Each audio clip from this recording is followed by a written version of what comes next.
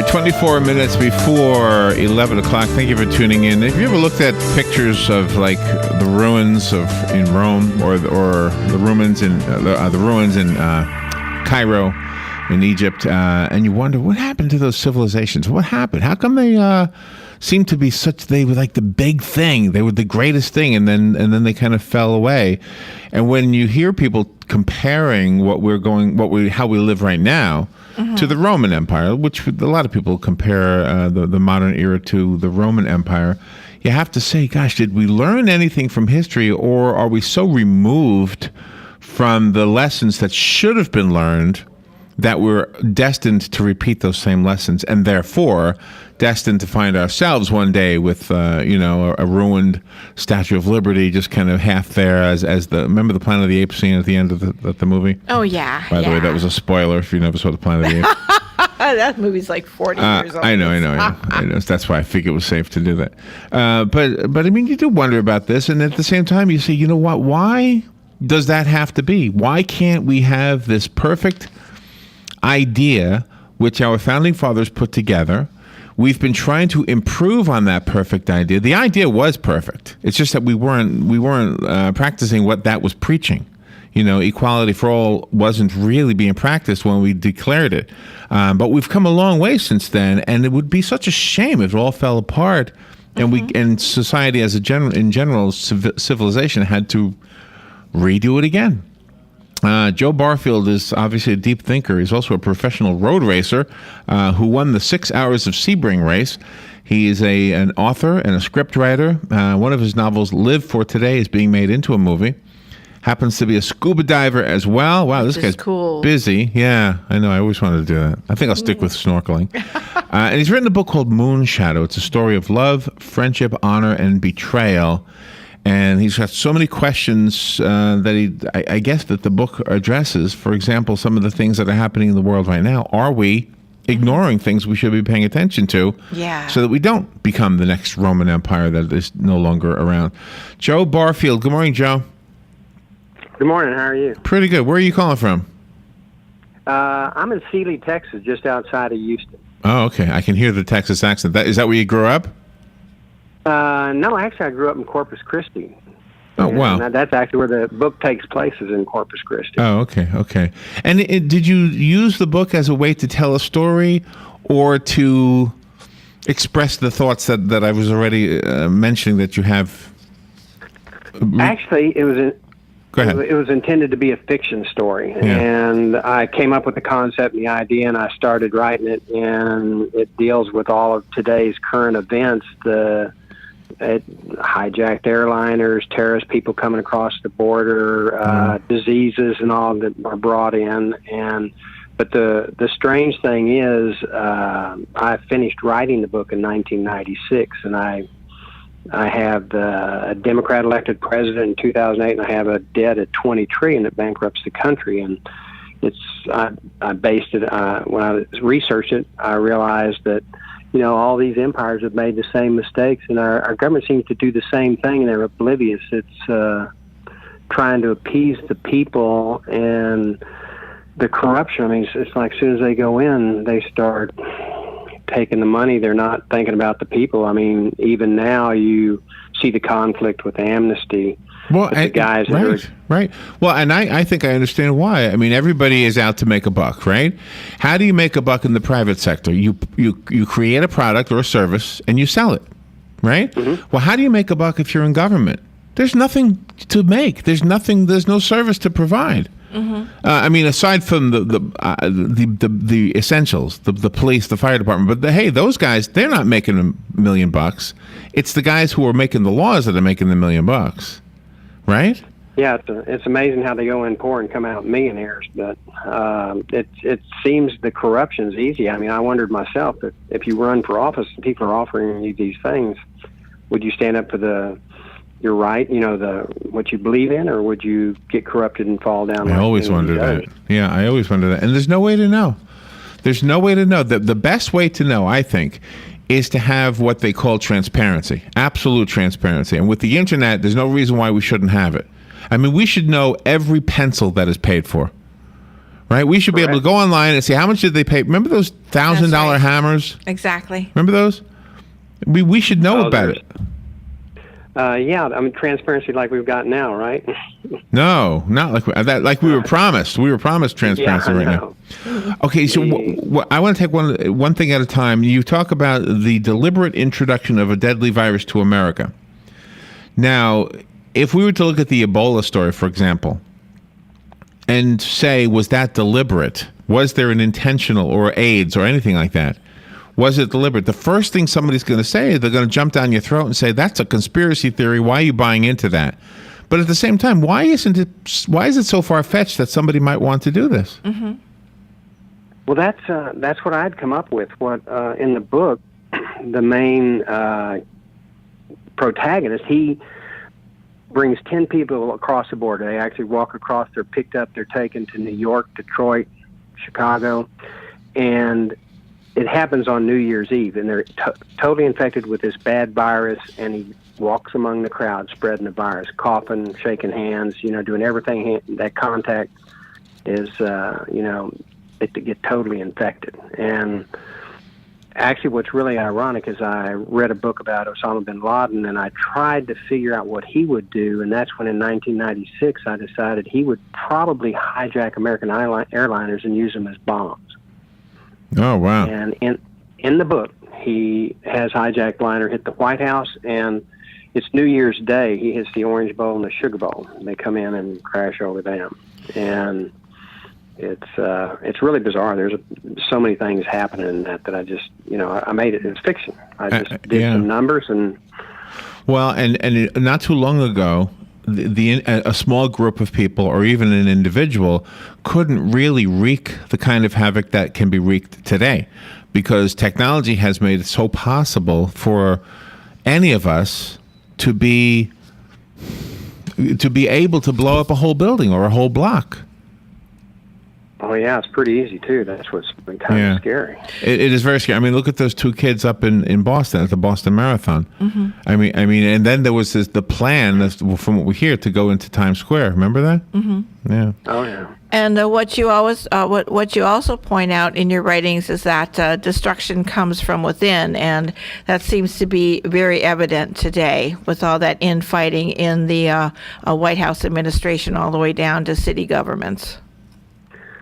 Well, yeah, we've almost come into a civil war where the groups are fighting against each other, and so if you're attacked or invaded, I mean, and look at the military. It's like, I'm confused as to why they're laying off the military. And in the book, that's another one. It turns out the country's bankrupt, and the military actually walks home. They're not getting paid. There's no military to protect the government. And that's evident today. We need to take a little break. Joe Barfield is our guest, and his book is called Moonshadow. This is an interesting look at America, basically. Are we on the verge of collapsing as some civilizations did in the past? We'll continue our conversation with Joe when we come back. This is WOCA Ocala. The weather is brought to you by myfwc.com. Safe boating is no accident. A mix of sun and clouds today with a brief shower or two, mainly near the coast, the high 76 to 80. And partly cloudy and mild tonight, low 60 to 64. For tomorrow, intervals of clouds and sun. Watch out for an afternoon shower, though, the high 77 to 81. And for Sunday, sunny to partly cloudy, just a slight chance of a shower near the coast, the high 71 to 75. From the Florida Weather Center, I'm meteorologist Joe Lundberg. Every Mike in Mike Scottsville liked Christmas a lot. But there was one tiny problem where someone may not. While they were all enjoying their Christmas roast beast, not everyone everywhere had such a fine feast. The phone was ringing at Central Headquarters shop. Somewhere, someone's water was never, ever going to stop. They plugged it with rags, cotton balls too, and even added a didgeridoo. But their efforts were thwarted, no matter their intent. The water kept coming, and coming it went. Their frantic voice told a story of woes. But the operator on the line was a professional pro. She said with a smile, "Don't worry a bit. Mike Scott Plumbing is on the job, and we have toolkits." "But what about the large bill that's coming?" she'd say. "Ah, we don't charge extra for nights, weekends, or holidays." Mike Scott Plumbing wishes you and yours a happy, happy holiday and many, many more.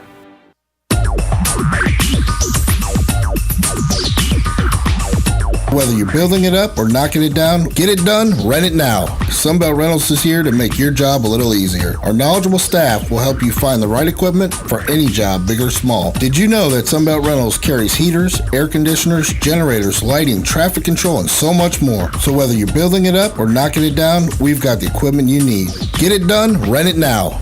And right now, for a limited time, you can have it for less. Just by mentioning this ad, if you rent it Friday afternoon, you can keep it the whole weekend and only pay for one day. But this is a limited time offer, so stop into Sunbelt Rentals today, Northwest 27th, just a quarter mile east of I-75. For more information, just give us a call, 352-369-9101. 352-369-9101. Sunbelt Rentals. Get it done, rent it now. 352-369-9101. Here's what you may have missed on the John Tesh Radio Show. We can easily get tempted into making an impulse buy in a short aisle. Get what's on your list and don't pay attention to an aisle's length. A bout of the flu can quadruple the odds of having a heart attack. That's because the flu virus inflames arteries, and being dehydrated makes things worse because it makes blood stickier and more likely to clot. You know, one of the best ways to increase productivity and get things done faster is to put your iPod on shuffle. Intelligence for your life on the John Tesh Radio Show. Don't miss this stuff. All right, thank you for tuning in. 12 minutes now before 11 o'clock. Joe Barfield is our guest. His book is called Moon Shadow, and he may be one of those, you hear about novelists all the time that write a work of fiction, and then as time passes by, you look back at the book and go, wow, this guy was like predicting the future. I mean, you hear this all the time, and there's no explaining it. I don't know how that works or why that happens. Joe, you know what I was just thinking about during the break is this. There was a discussion the other day after the Ferguson, Missouri incident, in which the president was asking for police departments to be less militarized. And at first I thought, well, that's probably a good idea. But then I thought, what would happen? Okay, just going back to the Founding Fathers' original idea, the reason for the right to bear arms was so that you and I can protect ourselves from anything, whether that's anything is a coyote trying to kill our cattle, or another evil militia trying to take over America. I mean, we were the militia. Am I right? Correct. Okay, so if somebody wanted to take over America, and they knew, wow, it's no problem, all the average person has is a pistol, it would be easy because all of a sudden the bad guys have the big weapons and the good guys only have pistols. A pistol's fine if you have a burglar, but it's not going to be so good if some militia is coming in from another country. But if all of the police departments and sheriff's offices have a little bit more heavy-duty equipment than the average person, and if we have good sheriffs and good police chiefs, that would be, of course, contingent on that, then we would have this extra protection that we wouldn't have with our little handguns.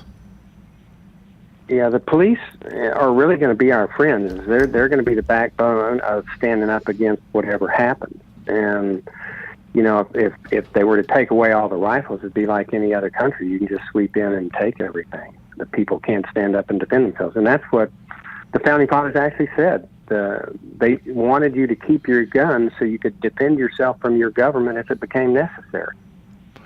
Yeah, that's a hard pill for some people to swallow, but that is exactly what the government was designed to do. So in the book Moon Shadow, does it have a happy ending?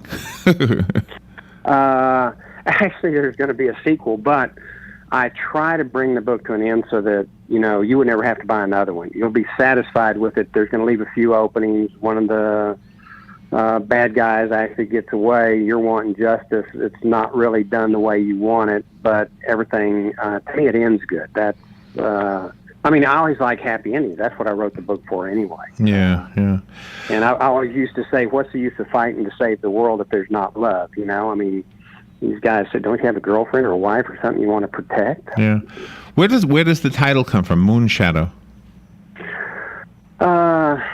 It was just a strange deal. I was driving from Kansas City, and I came up with an Indian legend. The book has a lot of other little bitty stories, but one of the main characters who was actually, his parents came from Mexico, and he's of Mexican descent, he his father thought he was a member of an Indian tribe called the Karankawas that lived in Texas, and they had a legend called Moon Shadow. And probably too long to explain what the legend is. Again, the legend is just fiction, but that's where the story comes from. And it has an interesting twist at the very end that will kind of shock people. Yeah, and we don't want to obviously give a spoiler, but I wanted you to mention enough so that because so far we've basically been talking philosophical politics, that kind of discussion.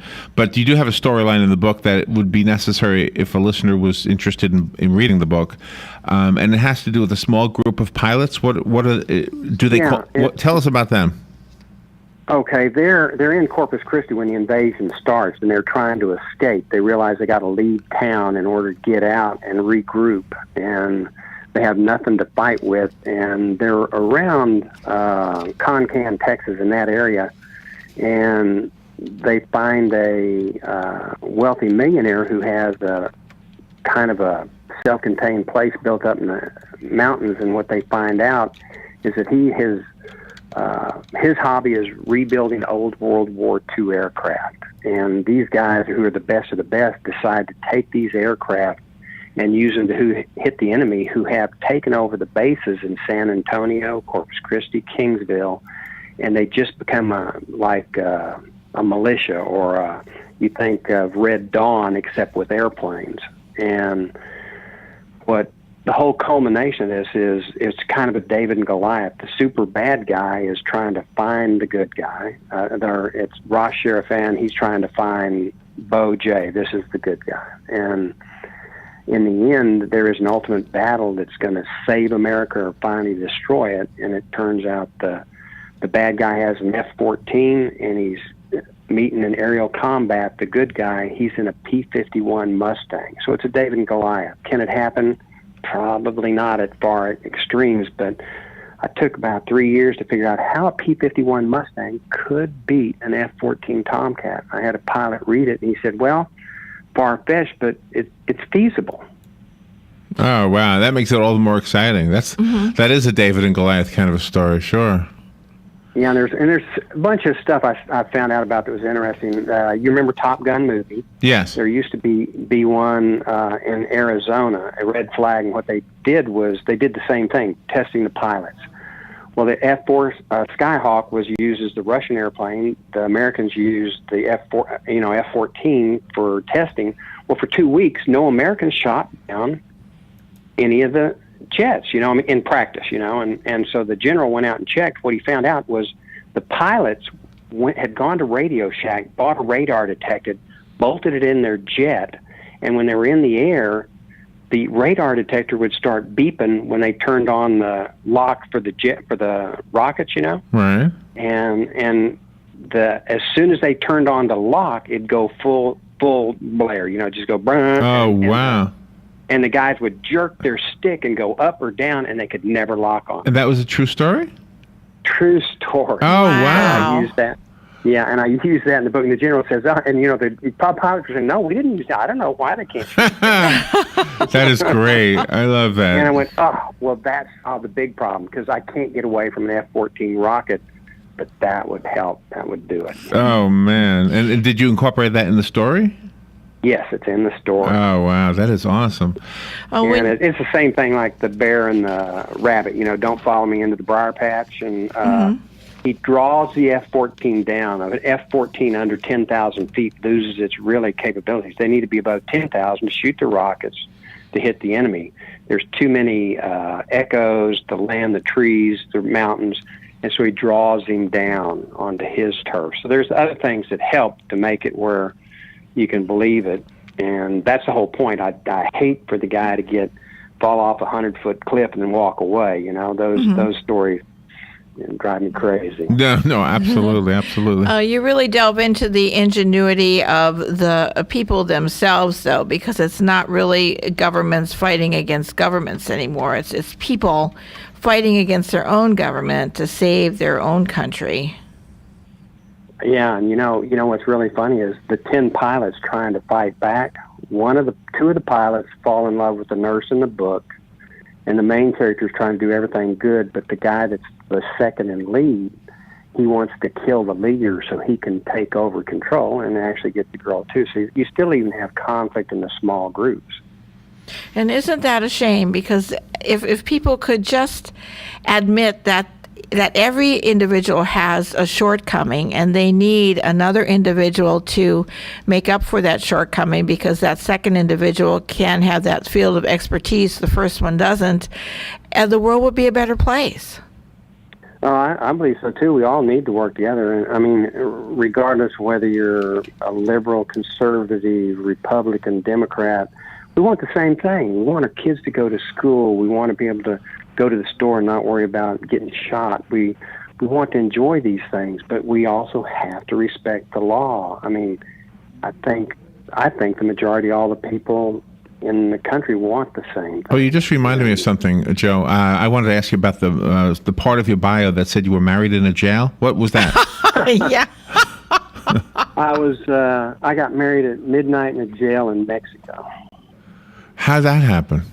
Yeah, that's a long story too. Actually, Were you arrested? Covered in. No. Actually, my girlfriend was grounded, and I had an old '69 Mustang, and we took off to Mexico. Some friends of ours got down there, and we're going to get married. This was, one of the years you can do it at 18, then you can't do it at 21, and so I was 19, she was 17. We went down there. We tried to get somebody to marry us. We went through Reynosa. We ate Bullfrog Lake. We stayed in a $2 a night motel, and we finally found a Catholic priest in a place called Estacion Ramirez. And he said he'd marry us. They just got electricity in the jail. And so as we walked down, everybody's beating on the doors. When we got to the jail, there's 2 light bulbs from wires that aren't even taped or anything. Oh, man. Flickering. And there's 200 people surrounding the jail looking in the windows when we got married. Oh, wow. We are out of time. Gosh, I can't believe it. It was such a great interview. The book is called Moon Shadow. Joe Barfield is our guest. I went to your website. I love the fact that the clouds move on the website, by the way. Oh, yeah, thanks. Is that where you live? I mean, is that what it looks like where you are? No. I actually live, it's totally flat, lots of trees. We live on the Brazos River. Oh, okay. The water in the house, it's... And the website, just for the listeners to know, the website I went to was jwbarfield.com. It's spelled just... I'm sorry? jbarfield.com. Oh, okay. I went to JW and it worked. You must have 2 websites. I bought the website to make sure that you get either way and typed it in. Okay. So J Barfield, or you can use the W. It worked. And is the book on Amazon, etc.? Yes, you can find all the books on Amazon. That's really the place to go. All right. Well, have a great Thanksgiving. Have a great Christmas, whatever you celebrate. Have a great one. And thank you, Joe, for being on with us today. Okay, and thank you. It was a great time. It was a wonderful interview. We will take a little break, and we will be right back.